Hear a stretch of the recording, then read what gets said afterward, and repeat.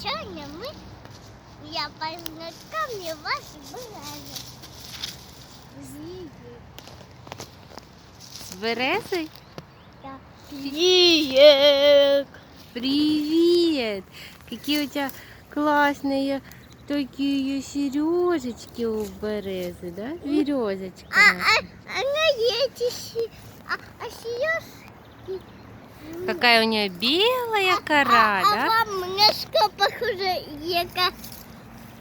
кора печенька. Печеньку. Может, это слоник? Да. А еще какое дерево ты ребятам хочешь показать? Ялынонька. А там колючая, да? Видишь, какая елочка красивая.